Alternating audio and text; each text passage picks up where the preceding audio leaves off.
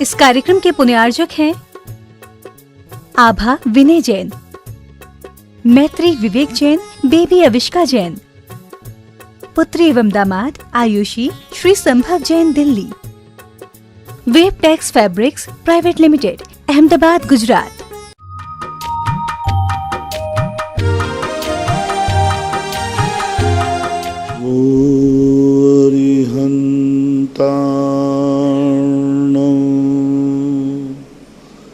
नमो सिद्धार्णं नमो आयर्याणं नमो वज्रायाणं नमो लोये सवशाहूर्णं।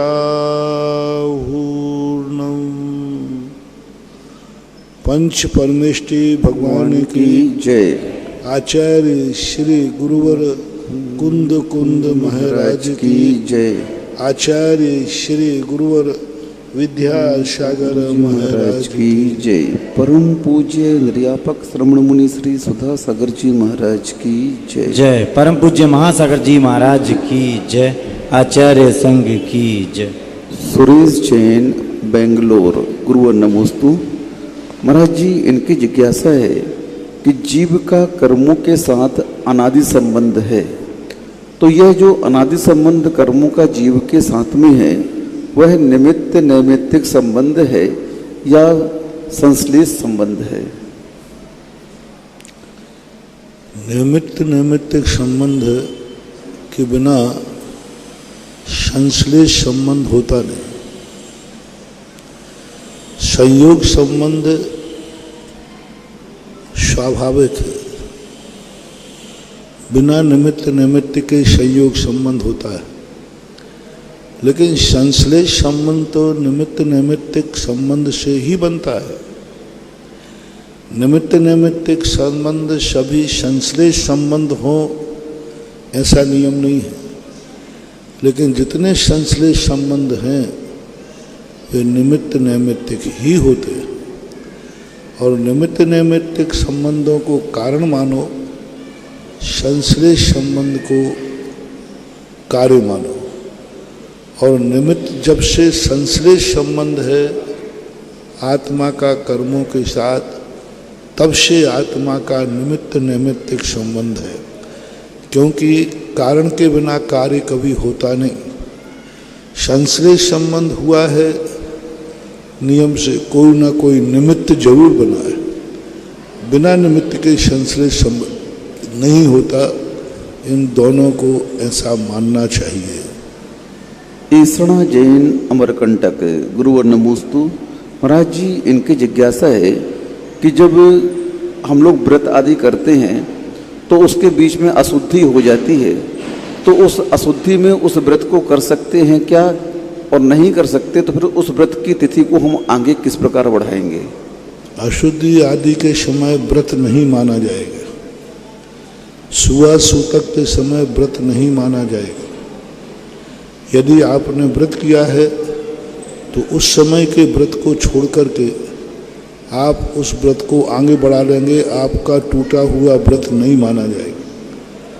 क्योंकि महिला वर्ग के लिए इस प्रकार की परिणति स्वाभाविक है, तो उन दोनों के व्रत को आगे बढ़ा देना चाहिए, ऐसा मानना चाहिए। श्रीमती प्रीति शैलेन जैन देवास, गुरुवर नमोस्तु। महाराज जी, इनकी भी जिज्ञासा है कि जब हम व्रत आदि लेते हैं तो तिथि निकल जाती है, तो क्या उस व्रत को आगे की तिथि से प्रारंभ कर सकते हैं? जैसे नमोकार मंत्र लेना है, उसकी तिथि निकल गई तो आगे तिथि से प्रारंभ कर सकते हैं क्या? उचित इजाजत ऐसा करते हैं तो आगे कर सकते हैं। हालांकि आषाढ़ माह में शुरू होता है, लेकिन फिर भी यदि चूक गए हैं तो आगे से कर सकते हैं। सौरभ जैन इम्फाल मणिपुर, गुरुवर नमोस्तु। महाराज जी, इनकी जिज्ञासा है कि जो स्वयंभू रमण द्वीप है, वह द्वीप का विस्तार जो है उसमें मनुष्य आदि रहते हैं कि नहीं रहते, और क्या उसकी संरचना भी जम्बू द्वीप की भांति होती है, क्या उसमें भी भरत, ऐरावत आदि क्षेत्र होते हैं क्या? शंभु रमण द्वीप क्षेत्र में मनुष्य नहीं रहते, कि मनुष्य क्षेत्र मात्र 2.5 द्वीप का ही माना जाता है। 2.5 द्वीप से आगे उसकी कोई गणना नहीं होती। शंभु रमण द्वीप में हिमवन, महावन, भरत आदि क्षेत्र नहीं होते, क्योंकि वह वहाँ पर जो व्यवस्था है सामान द्वीप, पहाड़ हैं वहाँ पर, लेकिन इस प्रकार का डिवाइडेशन नहीं है जैसा कि भरत क्षेत्र में, धातकी खंड में, आधे पुष्करार्ध में और जम्बू द्वीप में जो व्यवस्था है, वैसी व्यवस्था किसी 2.5 द्वीप के बाहर अन्य द्वीपों की इस प्रकार से नहीं है। आगे ईश्वाकार पर्वत, मेरू आदि इस प्रकार के वहाँ पर जो कुलाचल है, हिमवन, महाहिमवन आदि क्षेत्रों का विभाजन आदि जो 2.5 द्वीप में है, वैसा विभाजन उन द्वीपों में नहीं माना जाता, ऐसा मानना चाहिए। वहाँ के जो पर्वत हैं वे गोलाकार हैं।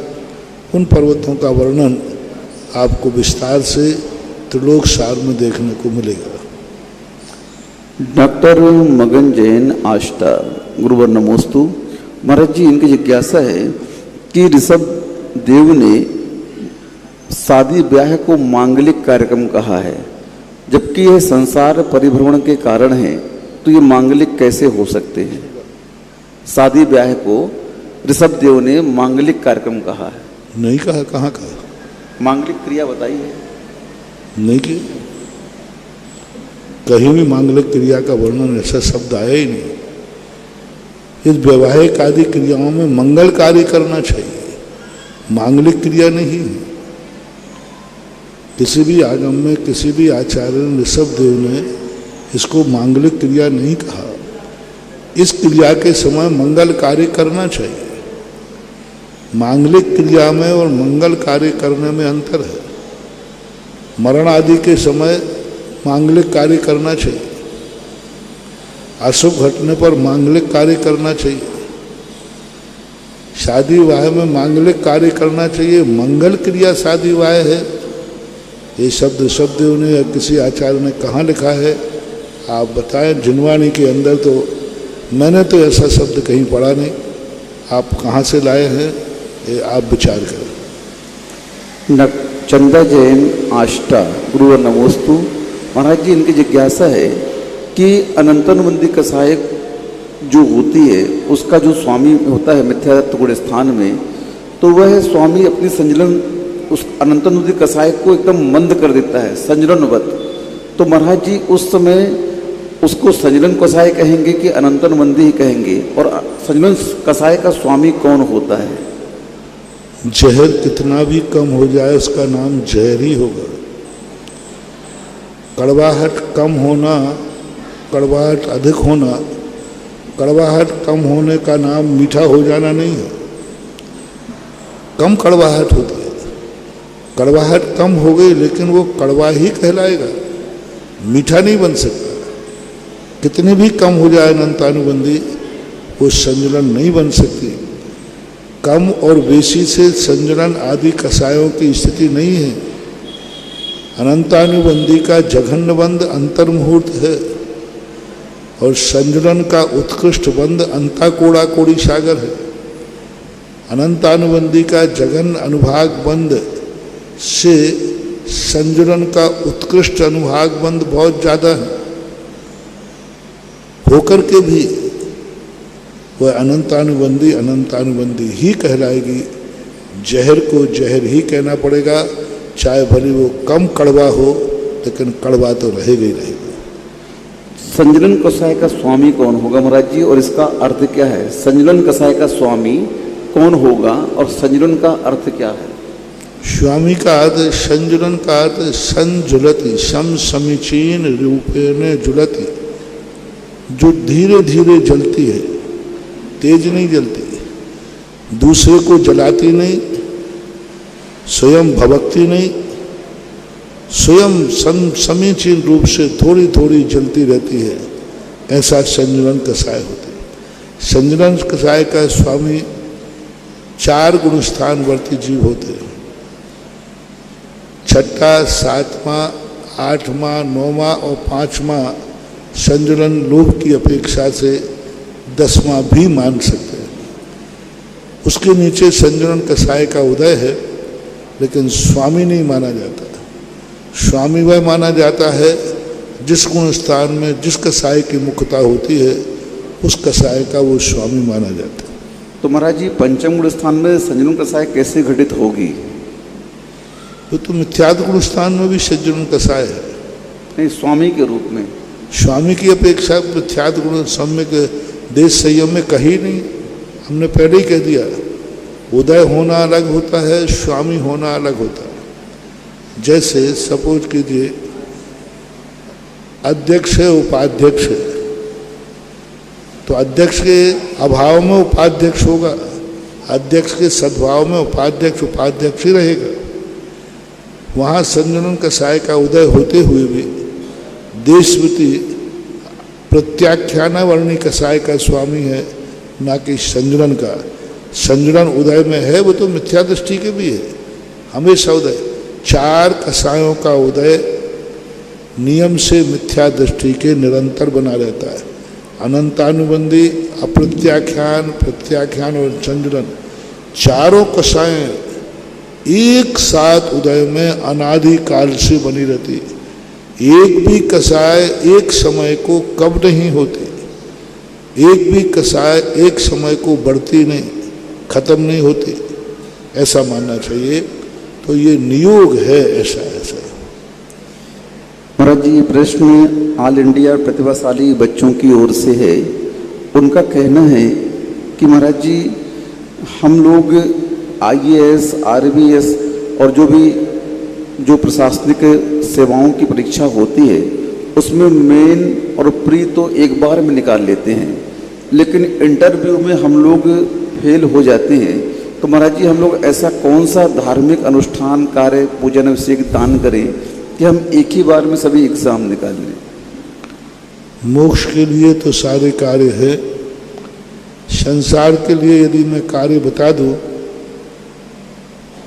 तो इतने नौकरी के पद ही नहीं है जितने नौकरी में पास हो जाएंगे। तो वहाँ पर अनुष्ठान नहीं चलता, पुरुषार्थ चलता है। और दूसरी बात है कि तुम्हारा जितने कर्म का उदय है और तुम्हारा पुरुषार्थ उसमें जितना शामिल है, उतना तुम प्राप्त कर लोगे। और मैं तो कहता हूँ, नौकर बनते ही क्यों हो, मालिक बनो ना। खुद का व्यापार करो, छोटा करो, व्यापार करो। व्यापार करने में बहुत बड़े फायदे हैं। तुम्हारे लिए गद्दी मिलेगी अपने बच्चों के लिए। छोटी भी दुकान है, लेकिन बेटे को गद्दी छोड़ के जाओगे। और नौकर यदि मर जाता है तो उसके बेटे के लिए कोई नौकरी देने वाला नहीं होता। तो बहुत सारी चीज़ें हैं। सांसारिक कार्यों के लिए पुण्य बढ़ाया जा सकता है, लेकिन कोई नियत कारण नहीं बताया जा सकता। महाराज जी, आप व्यापार के लिए प्रोत्साहित कर रहे हैं, लेकिन कई प्रशासनिक पोस्ट ऐसी होती हैं जिनमें समाज का काम बहुत अच्छी तरह से वो बच्चे कर सकते हैं, पहुंच करके ऊंची पोस्ट होती है, कलेक्टर आदि की, SP कलेक्टर।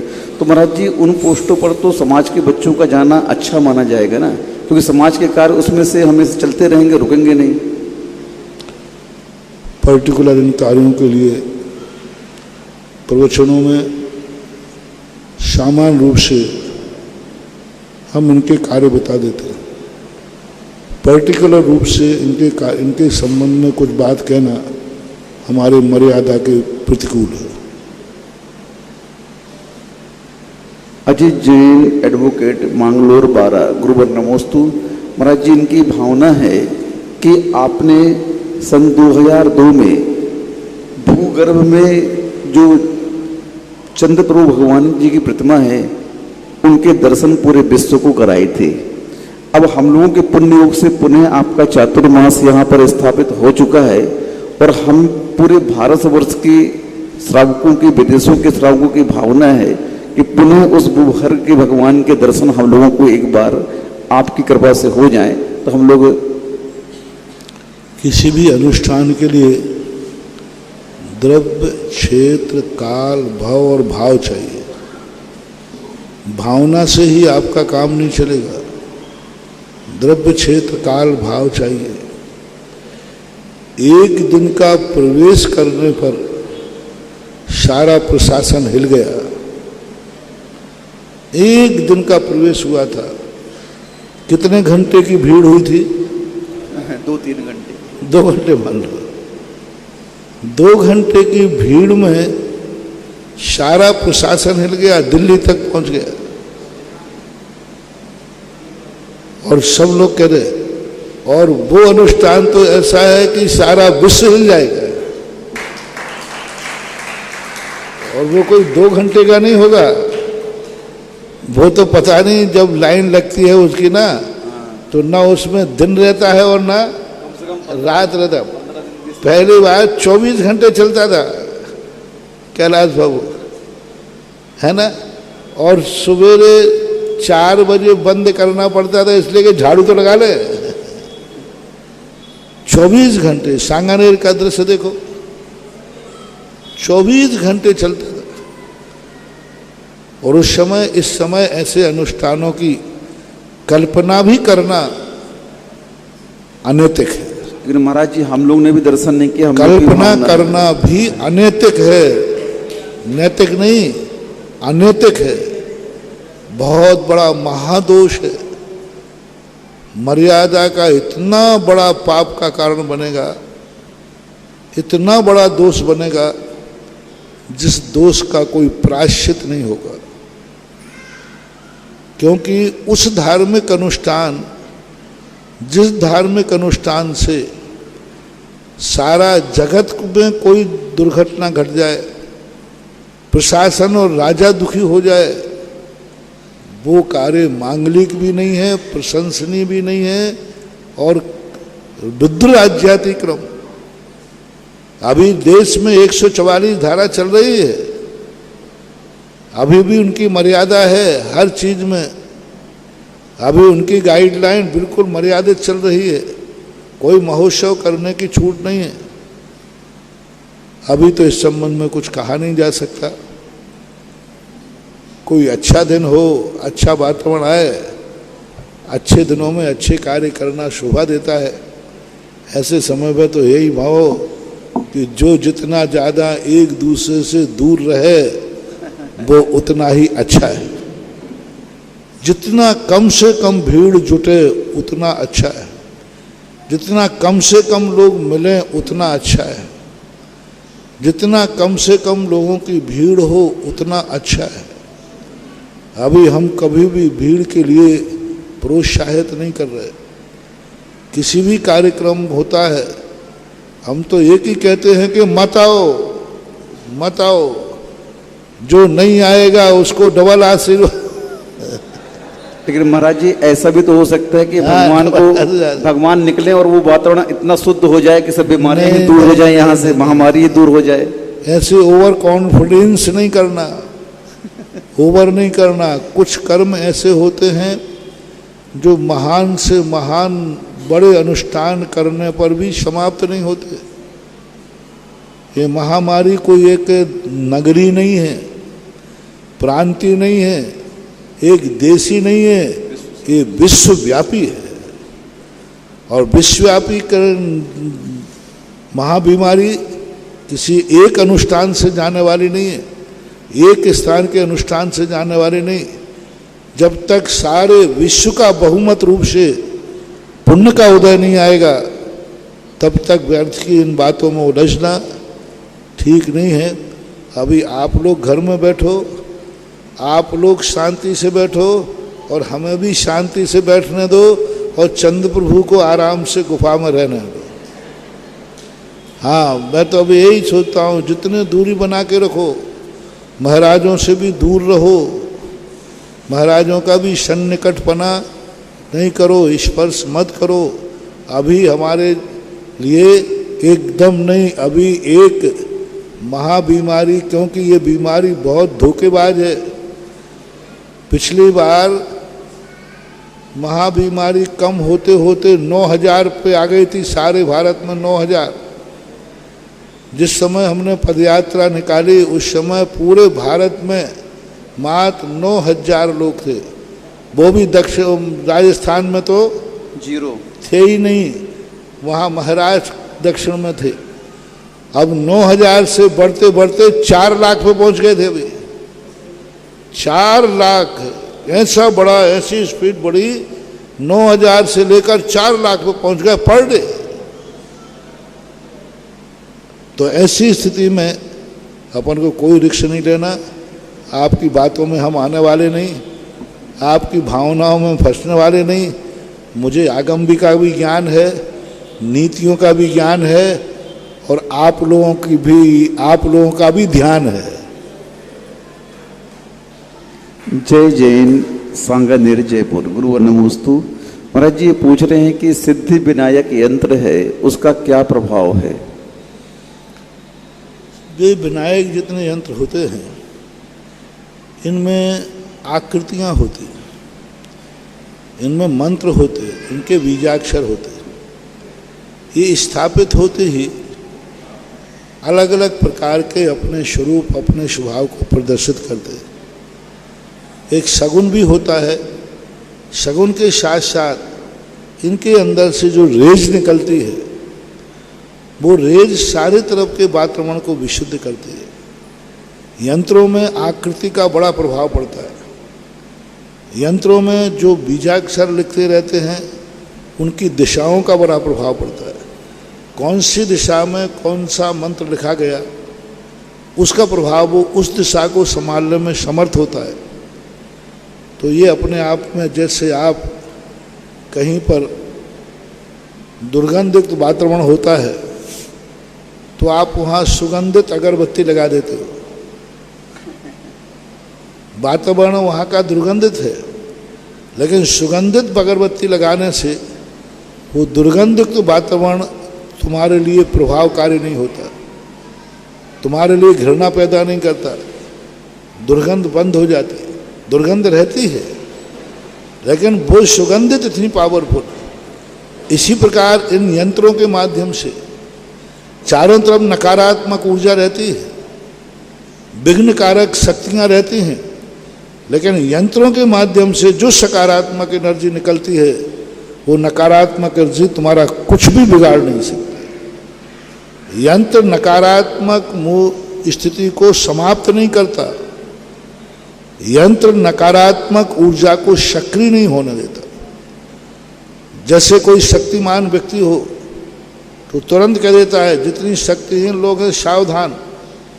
तो शक्तिहीन मिटते नहीं हैं, लेकिन अच्छा आयस भी आ जाए तो वे सब दब जाते हैं। तो यंत्रों के ऐसे प्रभाव रहते हैं कि वो नकारात्मक शक्तियों को, सिद्धि विनायक यंत्र हो चाहे सिद्ध यंत्र हो, ये सब यंत्र उस कार्य में विघ्न डालने वालों को भय पैदा करते हैं, उनको सक्रिय नहीं होने देते, उनको निष्क्रिय कर देते हैं। ऐसा मतलब यंत्र की ये विशेषता होती है। मंत्र है जो नकारात्मक शक्तियों को नाश करता है। मंत्र के माध्यम से नकारात्मक शक्तियाँ, विघ्न कारक विनाश को प्राप्त हो जाती है, भाग जाती है, स्थान छोड़ देती है। लेकिन यंत्र में इतनी ताकत नहीं है कि वो नकारात्मक शक्ति को नकार दे, नकारात्मक शक्ति को मिटा दे।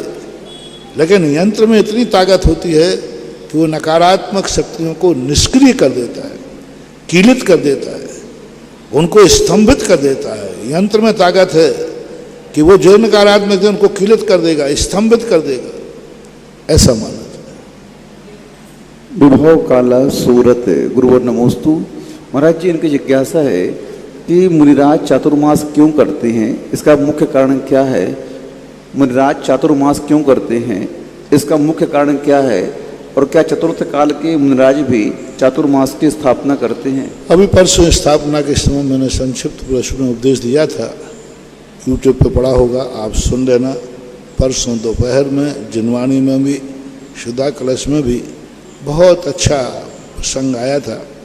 उस प्रसंग को मैंने वहाँ पर उद्घाटित किया था।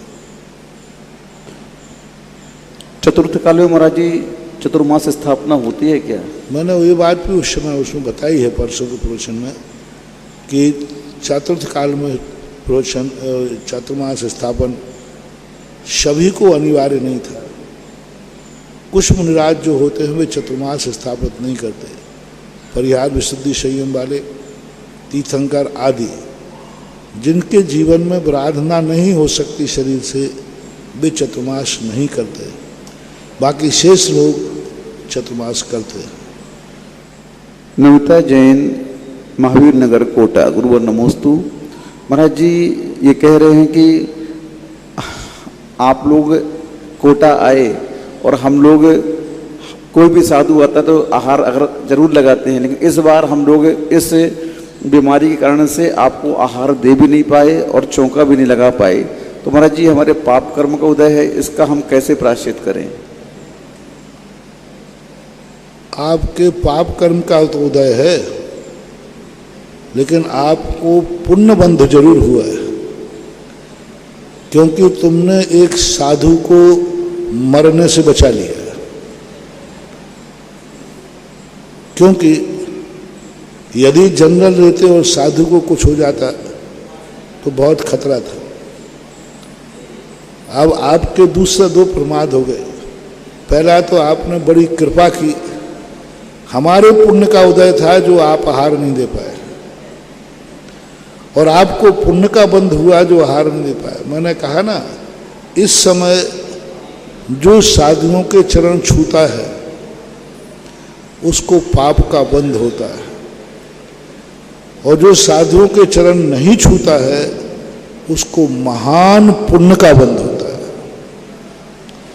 कोरोना काल में साधुओं को छूना, किसी को छूना बहुत बड़ा पाप, बहुत बड़ा पाप। इस पाप की कल्पना मत करना, अकल्पनीय पाप है, अकल्पनीय पाप है। कोरोना काल में मुनिराजों को छूना एक मुनि की हत्या के बराबर पाप है। किसी श्रावक को छूना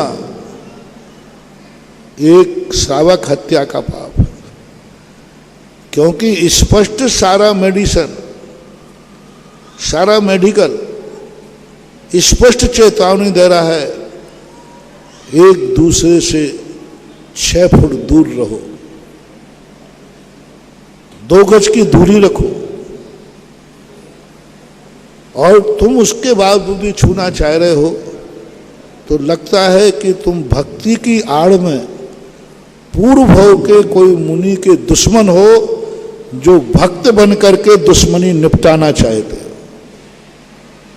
तुम्हें लग रहा है कि महाराज मेरी भक्ति है, मुझे चरण छूने का भाव हो रहा है, ये भक्ति नहीं है, पूर्व भाव की कोई बैर है जो आप भंजाना चाहते।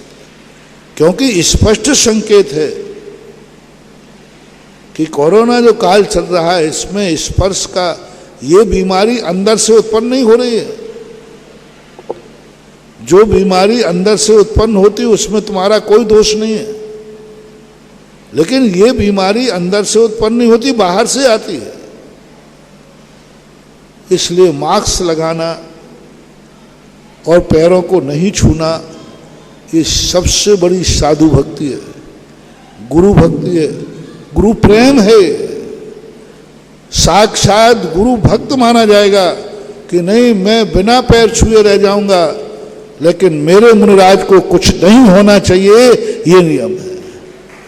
मेरे पैर छूने से यदि मुनिराज को कुछ हो गया तो ये पाप तुम काट नहीं पाओगे महानुभाव, बहुत खतरनाक चीज है। इसलिए अभी सबसे बड़ा सारे जगत को मैं 1-1.5 साल से कह रहा हूं कि तुम लोग भक्ति में मत आओ, भक्ति की आड़ में अपने आप को खतरा मोल मत लो।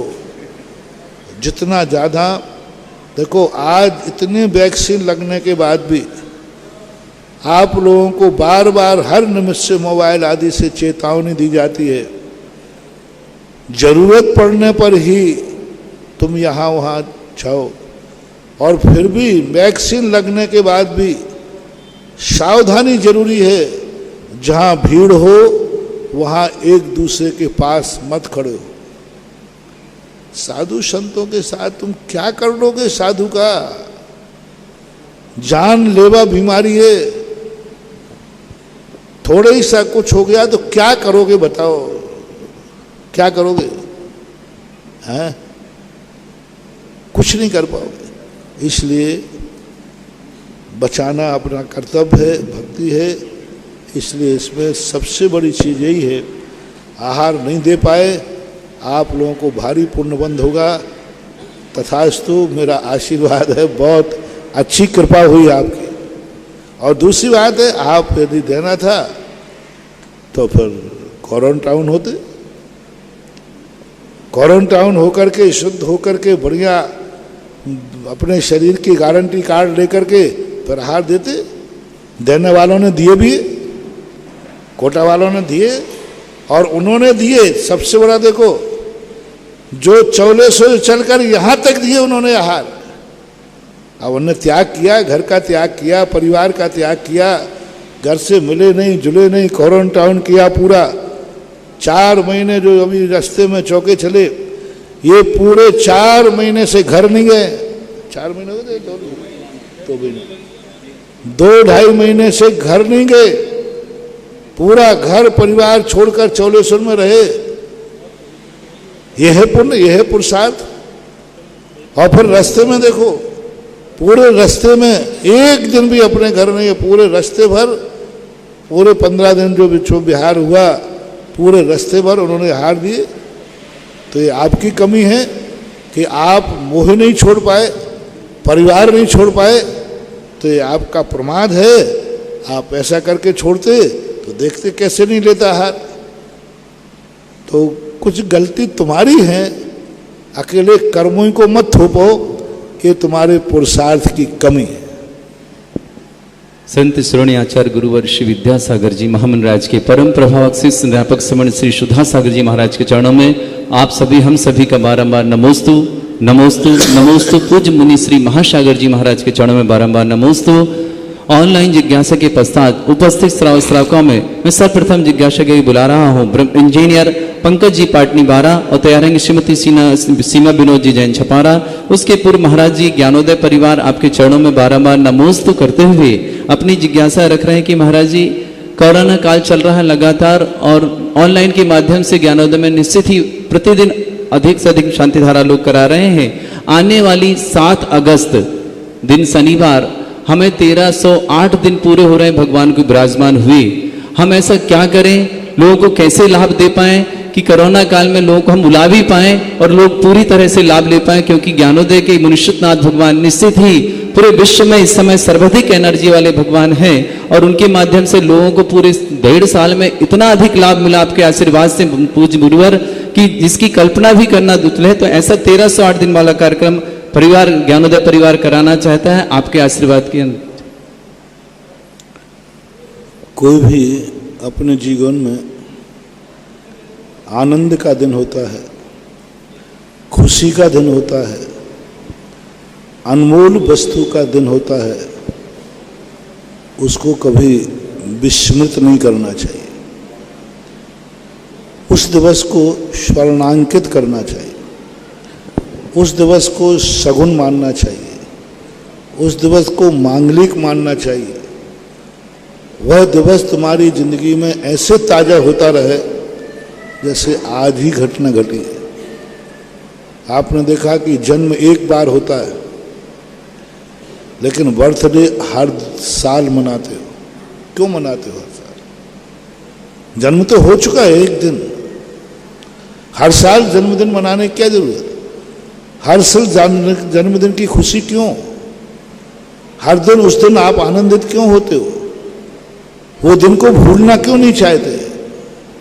क्योंकि वो आपकी खुशी का दिन है। आप और भी दिन मनाते हैं, शादी की सालगिरह मनाते हैं, शादी तो हो चुकी है, उस दिन को भूलना क्यों नहीं चाहते? हर साल उस दिन कुछ ना कुछ आनंद की अनुभूति क्यों करते हो? उस दिन आपको ऐसी खुशी क्यों आती है कि आज का दिन मेरी जिंदगी का अच्छा दिन था? इसी प्रकार से शास्त्रों में साधु को भी कहा, जिस दिन वो महाव्रत धारण करता है उस महाव्रत के दिवस को वो स्मरण में रखता है। ऐसे भारत के लिए, विश्व के लिए एक ऐसी अलौकिक, अतिशयकारी, विश्व की सबसे एनर्जी वाली मूर्ति इस भारत देश को मिली थी। अनमोल शक्ति मिली थी। न जाने कितने वर्षों तक वो जमीन में रखी रही, प्रकृति उसका नाश नहीं कर पाई, आतताई शक्तियां नाश नहीं कर पाई, क्योंकि अपन लोगों के इतने पुण्य के उदय थे कि वो अपने जीवन में आना था तो वो मूर्ति अपन को मिली। जय। 51 मूर्तियां एक साथ मिलना, 51 एक साथ मिलना क्या बड़ी बात बताती है। कितने बड़े संकट में उस समय के लोगों ने इस 51 मूर्तियों के समूषण को एक साथ जमीन में, भूगर्भ में स्थापित किया होगा, और एक साथ इतनी मूर्तियों का जखीरा मिलना एक देश के लिए बहुत सौभाग्य की बात थी। और उसमें भी मुनि सुब्रतनाथ भगवान, वह मूर्ति जिस समय की है, इतनी प्राचीन मूर्तियों पर चिन्ह मिलना। कई मूर्तियां दुनिया में हैं, मान लेते हैं कि ये मूर्ति मुनि सुब्रतनाथ की है कि नहीं पता नहीं, लेकिन वो तो प्रमाणिक है। यानी उस समय भी मुनि सुब्रतनाथ भगवान का प्रभाव रहा होगा कि आज वो मूर्ति, तो ऐसी अतिशयकारी मूर्ति आप लोग उसको हर 100 दिन में उस दिन को स्मरण करते हैं, हर 100 दिन में उसको स्मरण करते हैं। आज 13 बार 13वां उनका स्मरण दिवस जी, वह शगुन को, तो जो उस दिन को लोग शगुन और मांगलिक मान करके स्वीकार करना चाहिए। जो वस्तु जिस दिन हमें मिली, उस दिन उनका दर्शन करना, उनका अभिषेक करना, उनकी शांति धारा करना, उनकी पूजन करना, उनके प्रति हमारा समर्पण प्रदर्शित है। उस दिन को यदि हम मानते हैं कि नहीं, आज जो भगवान हमें मिले थे, उस दिन की स्मृति में यदि हम कुछ अभिषेक पूजन करेंगे तो नियम से वह सिद्धिदायक होता है, अभिषेक इष्ट होता है। अच्छे कार्यों को स्मृत रखने के लिए इन दिनों को किसी ना किसी रूप में मनाते रहना चाहिए। और 1300 दिन हो चुके और ये बहुत बड़ा आप लोग कर रहे हैं। मेरा आशीर्वाद है, सबके लिए आशीर्वाद है कि उस महाशक्ति का सब लोग लाभ लें। उस महाशक्ति को मैं तो हमेशा कहता हूँ कि प्रैक्टिकल, मैं तो कहता हूँ आप लोग तो प्रैक्टिकल करिए। मैं तो मूर्ति के अतिशय गाता हूँ, तुम मूर्ति का अतिशय देखिए। मैं तो महिमा गाता हूँ, तुम अभी उसको प्रैक्टिकल कीजिए। लाखों लाखों लोगों के जीवन को वो मूर्ति वरदान सिद्ध हो चुकी है। जय हो। 1300 दिनों में लाखों लोगों के जीवन में वो वरदान सिद्ध हो चुकी है। कितने लोगों के संस्मरण हैं कि ज्ञानोदय तीर्थ क्षेत्र के मुनि सुब्रतनाथ भगवान ने, किसी ने शांति धारा की, किसी ने अभिषेक किया, किसी ने भक्तांबर किया, किसी ने भक्तांबर विधान किया, किसी ने आरती की, किसी न किसी रूप में वह वरदान सिद्ध हुई है। वो प्रकट ही हुई है जगत को वरदान देने के लिए। जय हो। तो ऐसे वरदान देने वाली दाता मूर्ति जब अपने यहाँ राजस्थान में ज्ञानोदय तीर्थ क्षेत्र में विराजमान है, उसका लाभ व्यक्ति को अपने अपने किसी न किसी रूप में लेना चाहिए। और ऐसे दिवसों पर विशेष रूप से वह अपने आप में एनर्जी को देने वाली मंगल रूप बन जाती है। आप सभी से अनुरोध है, जो भी टीवी और व्हाट्सएप के माध्यम से सुन रहे देख रहे हैं, 7 अगस्त दिन शनिवार आप जरूर पधारें। 51 जिन प्रतिमाओं का अभिषेक करने का सौभाग्य जरूर प्राप्त करें। परम पूज्य महाराज श्री के सानिध्य में 1 जनवरी 2018 को महाभव्य कार्य अतिशय कार्यक्रम हुआ था और महाराज जी के सानिध्य में वहाँ विराजमान हुए थे। वैसे भगवान महाशयकारी दुनिया के सर्वश्रेष्ठ एनर्जी वाले आप जरूर पधारें। जिन्हें भी वहां पर 1008 कलश करने हो, साथ ही साथ उस परिवार को महाशांति धारा प्रथम कलश ध्वजारोहण का सौभाग्य प्राप्त होगा। मात्र छोटी सी राशि घोषित करता हूं, 5 कलश के माध्यम से आप प्रथम कलश 1008 कलश शांति साथ महाशांति धारा करने का सौभाग्य और 51 जल प्रतिमा पर अभिषेक करने का भी सौभाग्य प्राप्त करेगा परिवार। जिन्हें भी अपना नाम देना है 1,11,000 की राशि के माध्यम से 108 कलश महाशांति धारा करने का सौभाग्य, समस्त जल प्रतिमा अभिषेक करने का सौभाग्य जो भी कर लेना चाहें और 11,000 की राशि के माध्यम से आप शांति धारा कर पाएंगे। जिन्हें भी अपना नाम देना है शीघ्र भेजें, क्योंकि क्वारंटाइन का समय चल रहा है। हम लिमिटेड ही लोगों को अंदर प्रवेश देंगे जितने हमारे रूम होंगे, क्योंकि सरकार की अनुदेशना का हमें पालन करना है। अपने नाम हमारे अध्यक्ष, महामंत्री, कोषाध्यक्ष और मेरे नंबर पर आप कॉल करके व्हाट्सएप करके अपने नाम लिखा सकते हैं और सौभाग्य अर्जित कर सकते हैं। सभी के लिए मंगल भावना के साथ श्रीमान इंजीनियर पंकज जी पाटनी 12 और सीमा जी जैन छपारा। मेरे और मेरे परिवार की ओर से गुरुवर के श्री चरणों में त्रिकाल बार नमोस्तु नमोस्तु नमोस्तु। महाराज जी, आयु बंद कब होता है और हमें कैसे पता लगता है कि आयु बंद हो गया है? आयु बंद जो है अकाल में कभी भी हो सकता है।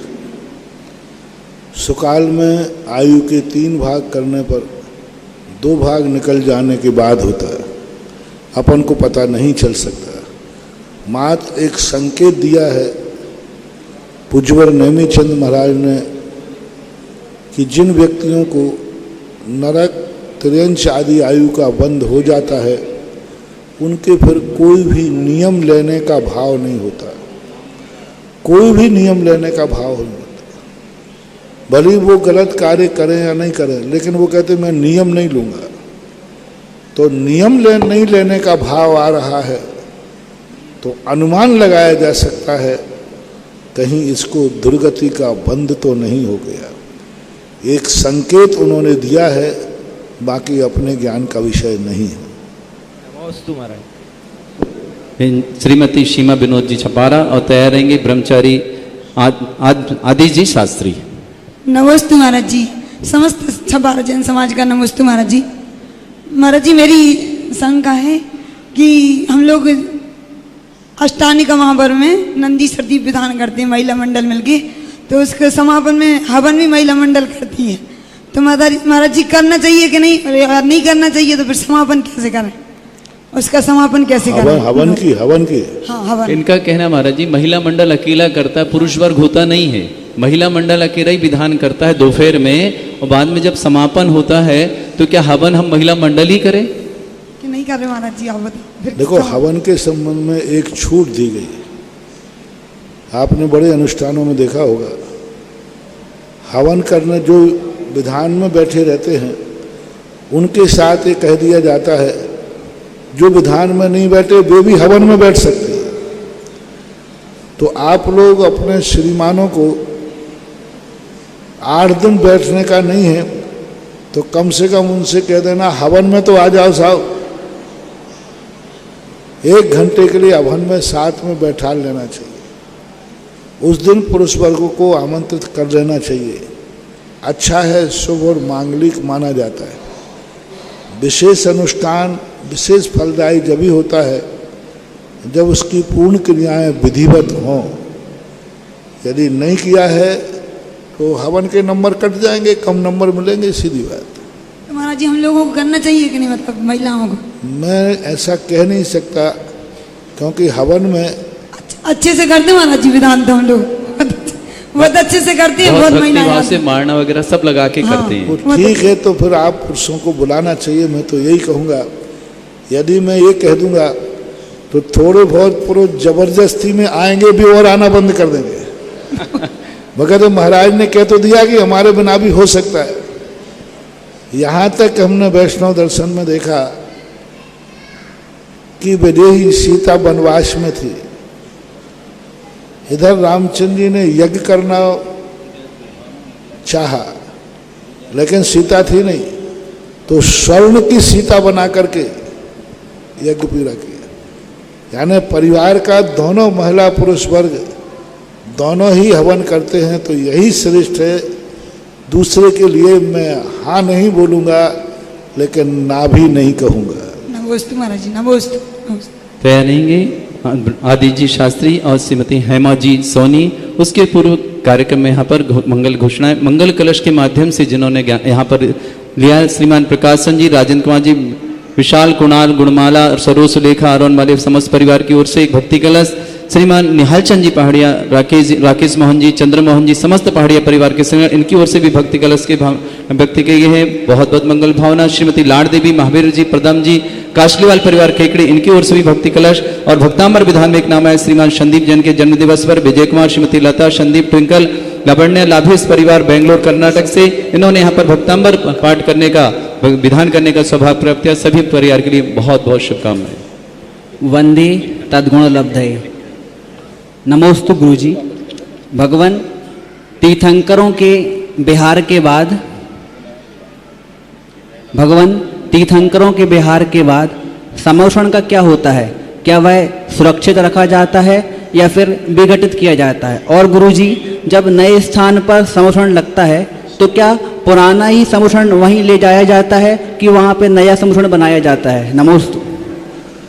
इस संबंध में आगम का कोई उल्लेख नहीं मिलता है, बस इतना मिलता है कि भगवान के उठने के बाद समोषण विघटित हो जाता है। अब वो समोषण कहाँ जाता है, किस रूप में जाता है, ये आगम का उल्लेख नहीं मिल रहा।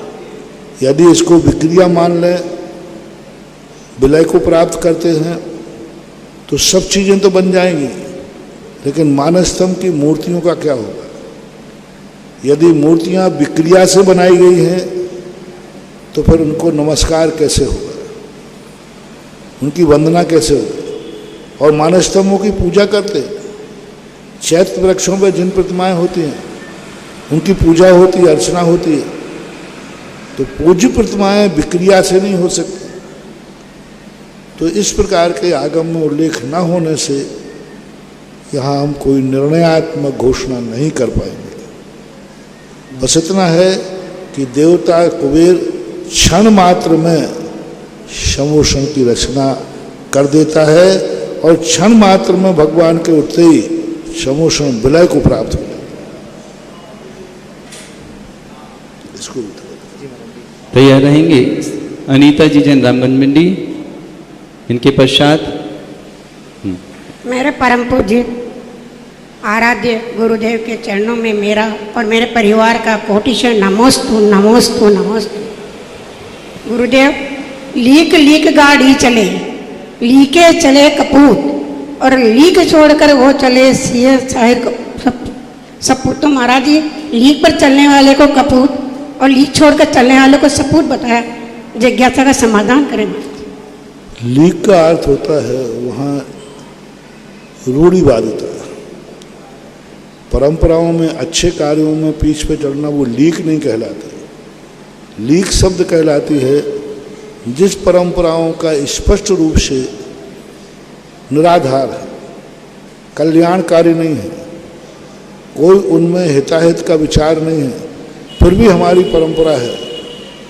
जैसे हाथे लगाना शादी के समय, ये लीक है। हमने हमारे पूर्वज, कारण क्या है उन्हें हमें कारण तो पता नहीं, हमारे पूर्वज लगाते थे तो लगा रहे हैं। तो जो परंपराएं अर्थहीन होती हैं, महत्वपूर्ण नहीं होती हैं, लेकिन फिर भी वो परंपरा से चले आए हैं, उनको स्वीकार करते हैं, उसको लीक बोलते हैं। और जो अच्छे लोग होते हैं वो ऐसी परंपराओं को गौण कर देते हैं। जैसे कई लोग मंदिर में उल्टा साथिया बना देते हैं। ये इतना मंगलकारी है, जो बना के आता है उसका तो कार्य कभी सिद्ध होना ही नहीं, उसका तो विनाश निश्चित है। मंदिर में मंगल को उल्टा कर दिया तुमने, अब तो दंगल होना ही है। मंगल को उल्टा कर दिया, साथिया को उल्टा बना दिया। तुम भगवान को धमकी देके जा रहे हो कि जब तक मेरा कार्य नहीं होगा ये साथिया उल्टा बना रहेगा। यानी पुलिस वालों ने जो अपराधी को लटका दिया कि जब तक तू कबूल नहीं करेगा मैं तुझे, बहुत अमंगल, अशुभ है। वो समझ रहे ये शुभ है, अशुभ है। उनका जो और काम होने वाला था वो काम और मिट जाएगा। कुचित का जाते यदि थोड़ी बहुत तुम्हें सफलता मिल जाएगी पूर्व भाव के पुण्य से, लेकिन उस सफलता के बाद तुम फिर ऐसे गिरोगे कि सफलता के लायक भी नहीं रहोगे। अब ये उल्टा साथिया बना के जाना बहुत बड़ा दोष है। यहीं ऊपर में जीने पे एक आले के पास कल में गया उल्टा, मैंने कहा जिन जिन ने बना के गए हैं उनका देख लेना, वो कहीं ना कहीं जीवन में बहुत बुरी ठोकर खाएंगे, बहुत बुरी ठोकर खाएंगे। कमेटी को मेरा कहना है उनका भी भला हो, कमेटी मंदिर का भला हो। कोई मंदिर में उल्टा साथिया बनाए, एक कर्मचारी लगा दो, उसको तुरंत मिटा दो, तुरंत मिटा दो। जितनी जल्दी मिटा सकोगे, मिटाने वाले को बहुत बड़ा पुण्य लगेगा, क्योंकि उसने अमंगल को मंगल कर दिया। सामने वाला मंगल को अमंगल कर गया। अष्ट मंगल द्रव्यों में आता है, मंगल को ही तुमने उल्टल करने का दुस्साहस किया। जो साथिया मंगल करने वाला है, शुभ करने वाला है, शगुन करने वाला है, उसको ही तुमने उल्टा कर दिया। किसी आगम में तो दिखा नहीं कि उल्टा साथिया करने से तुम्हारे कार्य की सिद्धि हो जाएगी। ये जरूर लिखा है सीधा साथिया बनाने से मंगल ही मंगल होता है। सीधा साथिया तो मंगलकारी सुना है मैंने, लेकिन उल्टा साथिया भी मंगलकारी होता है ये तो मैंने कही। किसी ने ये कहलाती रूढ़ी, ये कहलाती लीक। लीक लीक गाड़ी चले, लीक ही चले सपूत कपूत, और लीक छोड़ तीनों चले शायर सिंह सपूत। तो उसमें लगाना वहां पर ऐसा माना। श्रीमती अनीता जी रामगंज मंडी, और तैयार रहेंगे श्रीमान पवन जी जैन दिट्ठी। मेरे परम पूज्य आराध्य गुरुवर के चरणों में त्रैवार नमोस्तु। गुरुवर सम्यक दर्शन, गुरुवर सम्यक दर्शन ज्ञान चारित्राणी मोक्ष मार्ग, तीनों की एकता को मोक्ष मार्ग बताया है। तो गुरुवर सम्यक दर्शन की महिमा के बारे में बताएं और सम्यक ज्ञान की प्राप्ति को कैसे करें। सम्यक दर्शन इसलिए महत्वपूर्ण है कि जब हमारे लिए विश्वास ही नहीं है कि ये रास्ता मेरी मंजिल को जाता है, तो तुम चल कैसे पड़े। पहले चलने के पहले यह निश्चित होना जरूरी है कि यह रास्ता, यह क्रिया हमारे कार्य को सिद्ध करने वाली है। तो सम्यक दर्शन मोक्ष मार्ग में जाने के पहले तो यह पता श्रद्धा करना जरूरी है कि जो रत्नत्रय धारण किए हैं या रत्नत्रय है, यह नियम से मोक्ष का मार्ग है। और तदनुसार फिर उसका ज्ञान होना भी जरूरी है, फिर क्रिया होना भी जरूरी है। इसलिए सम्यक दर्शन एक ऐसी श्रद्धा का विषय है जो स्वयं हम तत्व को नहीं जान सकते, लेकिन सच्चे देव शायद गुरु को यदि हम परमार्थभूत मान करके उनका अनुकरण करते हैं, तो नियम से उन पर विश्वास करते हैं, श्रद्धा करते हैं, तब पहली बात तो हमारा विश्वास होना चाहिए कि यह हमारे देव हैं, शास्त्र हैं, गुरु हैं, और यह जो कहेंगे हमारे हित में ही कहेंगे, भी नहीं लगाना, हित में ही कहेंगे। ऐसा सिद्धांत जब हो जाता है तभी व्यक्ति को गुरु की आज्ञा मान करके आचरण करने का भाव आता है। श्रीमान राजन जी हर्षोला तैयार रहेंगे। इसके पश्चात तीनों बच्चे रक्षिता, मोक्षा, डब्बू, लड्डू, तीर्थेश, अबिका, ये लोग तैयार रहेंगे। क्योंकि गुरु जी 4 दिन से कह रहे हैं हमारे महाराज जी हमको भी प्रश्न करना है। और भक्ति कला से नाम हो रहा है अर्चना, रविंद्र, शुभम, ऋचा, डबरेडा वाले, सागर मध्य प्रदेश से बहुत बहुत शुभकामनाएं। पूज्य गुरुवर के चरणों में मेरा और मेरे परिवार का बारंबार नमोस्तु नमोस्तु नमोस्तु। गुरुवर, मेरी जिज्ञासा आज की युवा पीढ़ी से है। हम बच्चों को जब देव दर्शन के लिए कहते हैं कि भाई आप लोगों को प्रतिदिन भोजन करने के पहले मंदिर जाना चाहिए, तो वो मतलब आर्ग्यू करते हैं कि वहाँ मंदिर जाने से होता क्या है, मंदिर जाने वाले ने कौन से व्यसन छोड़ दिए, और राग द्वेष और झगड़े और होते हैं मंदिरों में। तो उनके लिए हम कैसे समझाएं, मतलब ये भारी समस्या है कि उनको कैसे हम प्रेरित करें कि वो प्रतिदिन जो है देव दर्शन करें। उनसे ये कहो कि बेटा ये जो गेम्स तुम देख रहे हो इसको देखने से क्या होता है, शक्ति बढ़ती है, भूख मिटती है, क्या होता है, मन को शांति मिलती है। एक किसी चित्र को देख करके क्या होता है, शांति मिलती है और उस तद्रूप परिणाम होते हैं। किसी नाटक को, फिल्म को देखता है तो व्यक्ति के तद्रूप परिणाम होते हैं। इसी प्रकार भगवान के दर्शन करने से ये फायदा है कि हमारे परिणाम, क्योंकि वो अच्छे आदमी हैं, अच्छे व्यक्तित्व है, तो हमारे अच्छे परिणाम होते हैं। उनके पास जाने से हमारे जीवन में संस्कार मिलता है और अच्छे भाव आते हैं। जब कोई चीज़ को हम बार बार, हम उदाहरण दिया करते हैं, कई लोग कहते हैं भगवान का एक बार दर्शन कर लिया तो बार बार क्या करना, वही तो भगवान है। मैंने बहुत अच्छा उदाहरण दिया है। एक बेटे को माँ देख लेती है एक बार, लेकिन माँ बेटे का चेहरा बार बार क्यों देखती है? वही तो बेटा है,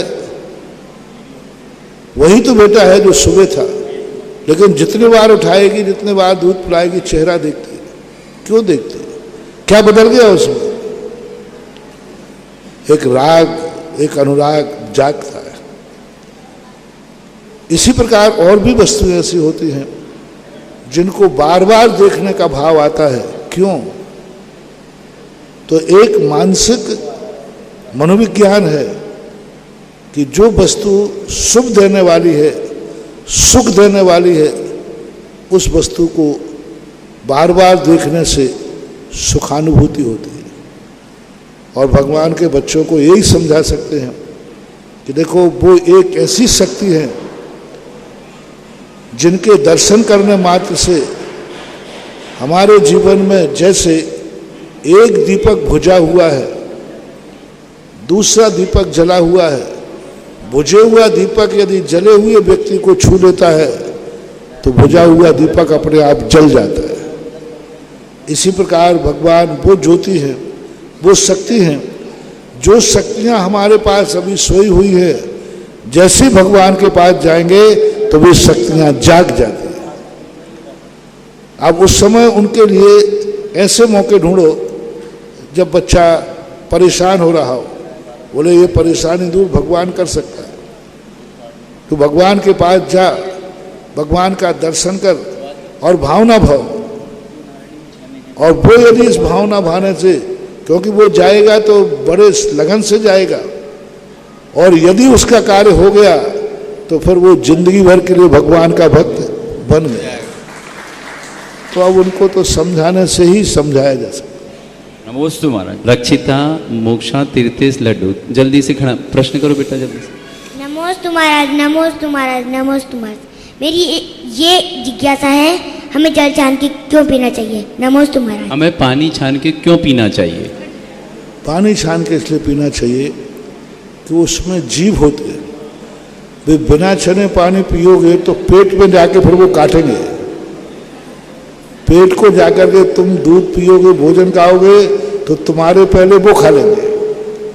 और उन जीवों की विराधना होती है। उसमें इतने छोटे छोटे जीव होते हैं जिन जीवों को हम आँखों से नहीं देख सकते, उसको पानी से छानना चाहिए। दूसरे जीव न मर जाएं, इसलिए पानी छान करके पीना चाहिए। और पानी छानने से दो फायदे हैं। एक, उस पानी के जो कीड़े हैं वो कीड़े हमारे पेट में नहीं जा पाएंगे, तो बीमारी भी नहीं हो पाएगी। हाँ, अभी का जल्दी से प्रश्न करो, लो माइक लो। नमोस्तु महाराज जी, मेरा प्रश्न ये है कि हम माला फेरने के पहले और बाद में सम्यक दर्शन, सम्यक ज्ञान, सम्यक चरित्र क्यों बोलते हैं? वो इसलिए बोलते हैं कि हमने माला किस लिए फेरी है। मेरू मानते हैं उसको, अपना अभिप्राय प्रदर्शित करने के लिए कि पंच परमेष्टि की माला हमने फेरी है, मुझे सम्यक दर्शन, सम्यक ज्ञान, चारित्र की प्राप्ति हो। सम्यक दर्शन, ज्ञान, चारित्र में हमारी विशुद्धि हो, हमारा विश्वास सच्चा हो, हमें कोई ठगे नहीं, हमारा विश्वास सच्चे देव पर हो, हमारा ज्ञान कभी गलत मार्ग पर न ले जाए, हमारी बुद्धि में कभी गलत भाव ना आवे और हमारा आचरण भी शुद्ध रहे। यानी सच्चे लोगों पर हम किसी पर विश्वास करें वो मुझे ठग ले जाए, हमारा सच्चे आत्माओं पर विश्वास हो, हमारा ज्ञान सच्चा हो और हमारे जीवन में आचरण भी अच्छा हो। इसलिए निरापक श्रवण मुनि पुंग श्री 108 सागर जी महाराज की जय। महाराज जी, मेरी जिज्ञासा है कि 3 भुवन में 7 वीतराग विज्ञान दास शिव स्वरूप शिवकार नमो त्रियोग समाधि के इसका अर्थ क्या है? 3 भुवन में सार वीतराग विज्ञानतः। 3 भुवन में सार वीतराग विज्ञानता का अर्थ होता है कि वीतराग भाव, और वीतराग भाव ये विज्ञान है। विज्ञान है जो राग द्वेष छोड़ देता है वही सच्चा ज्ञानी है। त्रियोग समार के, नमहु त्रियोग समार के, मैं मन वचन काय से ऐसे वीतरागता के लिए नमस्कार करता हूँ। ये भाव लड्डू जैन। इसके बाद तैरेंगे श्रीमती नीतू जी जैन सतना। नमोस्तु महाराज जी, नरक में कौन सी नदी बहती है, खारा या मीठी? नरक में कौन सी नदी बहती है, खारी या मीठी? नरक में कौन सी नदी बहती है, वो खारी है क्या मीठी है? नरक में गंदी नदी है, वैतरणी नाम की नदी है जो बहुत गंदी है। गंदी खारी ही होती है, खारी है, तीखी है, माइक उनको दो। बहुत गंदी है, इतनी गंदी है कि तेजाब जैसी तेज है, दुर्गंधयुक्त है।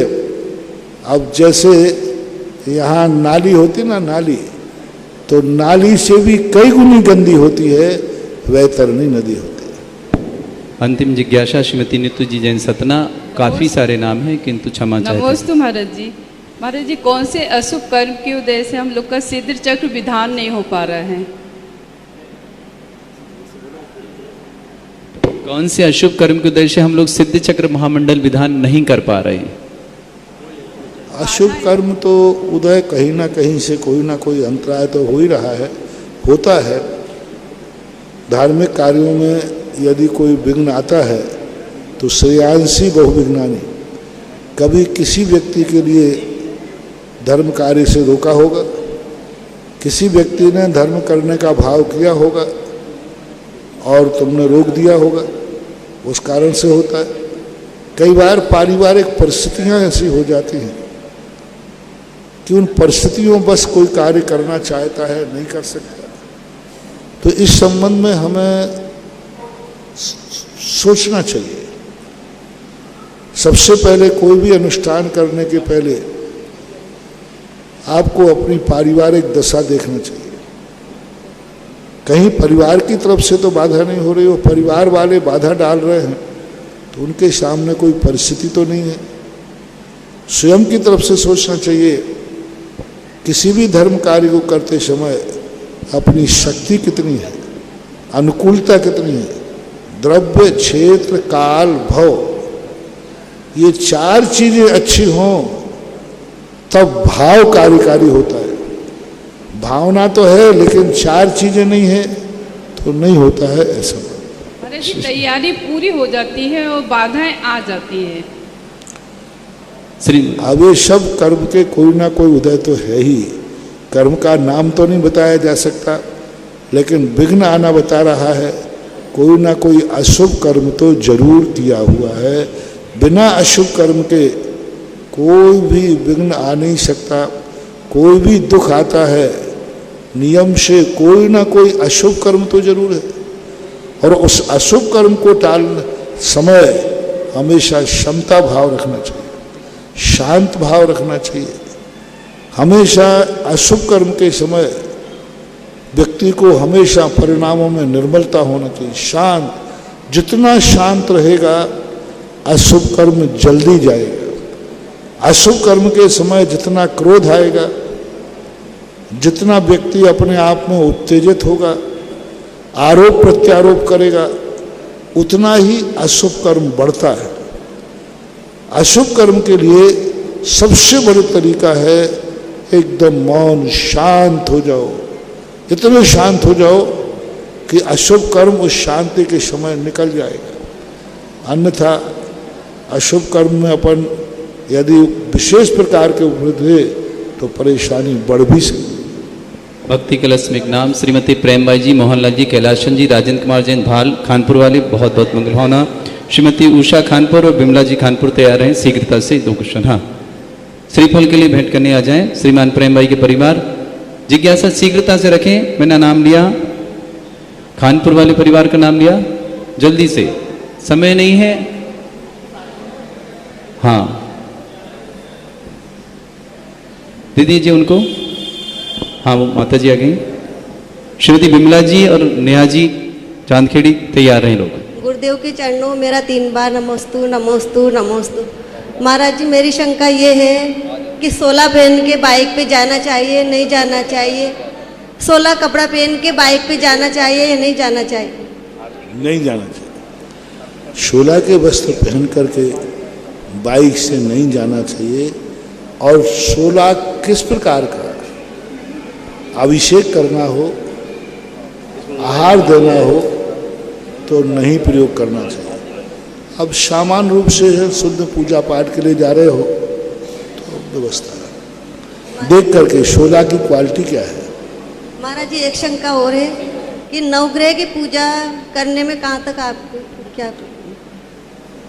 नवग्रह की पूजा आगम में नहीं है, क्योंकि ग्रह कभी पूजनीय नहीं होता, वो तो एक विमान है।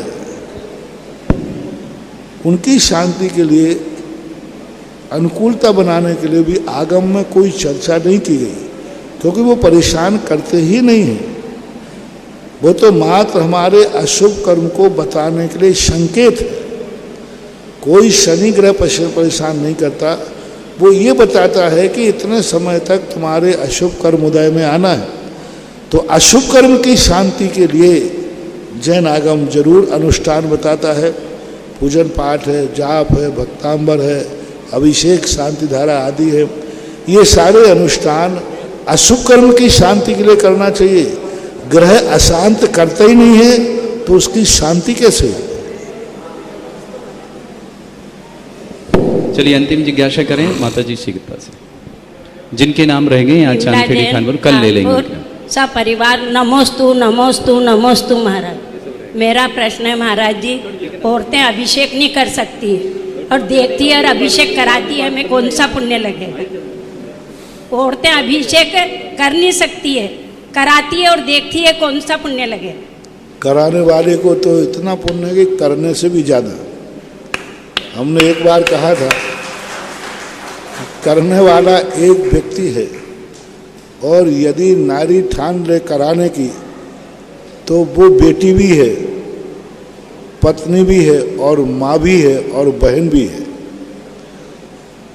यदि चारों को अपने घेरे में लेकर अभिषेक करने भेज दिया तो चारों जितना पुण्य कमाएंगे उसका कमीशन उस महिला के खाते जाएगा।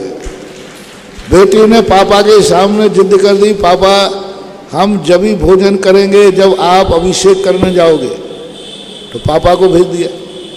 अब शादीशुदा है तो श्रीमान को कह दिया मैं भोजन जब ही करूंगी जब आप अभिषेक करके गंधोदक लाओगे। फिर बेटे को भेज दिया, बेटा मैं भोजन जब ही करूंगी जब तू अभिषेक करेगा।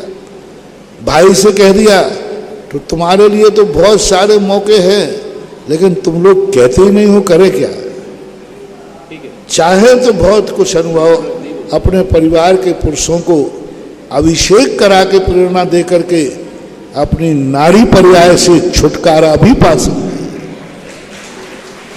यदि अपने अंडर में जो पुरुष हैं उन सबको अभिषेक की प्रेरणा दो, शाम से, दंड से, भेद से, अच्छे से नाराज होके कैसे भी बने एन कैन प्रकारण महाभारत मचा करके कुछ भी बने, जैसे बने तैसे, यदि वो उसको अभिषेक आदि के लिए भेजती है तो इतना बड़ा पुण्य भी लग सकता है कि उससे स्त्री पर्याय समाप्त होकर पुरुष पर्याय को प्राप्त हो सकता है। बोलिए परम पूज्य निरापक समण श्री सुधा सागर जी महाराज की जय। बैठे बैठे जिन